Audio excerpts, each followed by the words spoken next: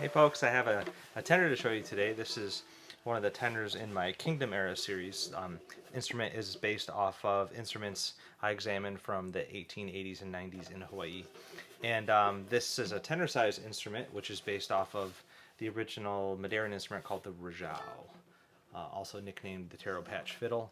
And this one's got 4 strings. They sometimes come with 5. And it's been a really fun series to work on. I'm really proud and grateful to get to do this. So this one is mainly koa. It's a koa from the Big Island I got from a forester named Bart Potter. And a really nice koa that's got a whole bunch of little black flecks in it. And Bart was saying that people joke that they're little lava specks. These little black specks, I really like how they look. And then we've got koa up here for fretboard headplate bridge. And then a salvage cedar top, western red cedar. And this has got a neck that's made of cypress, salvaged from a shipbuilding operation. I really like it for necks. So yeah, and then this is the shop-made rope binding here,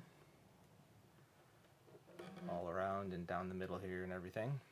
So it's got 4 strings, GCEA, geared tuners, got some wooden strap buttons, bow nut and saddle. And I like the Kingdom Era tenors because the sound has like a little poof to it. It's got like a puff. It's got some air behind it, which I really like.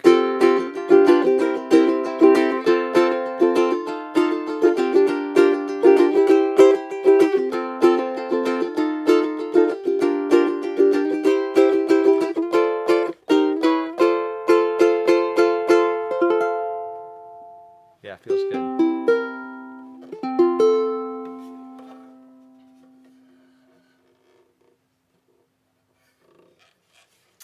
So yeah, this is number 1020. Ready to go out the door. Cheers.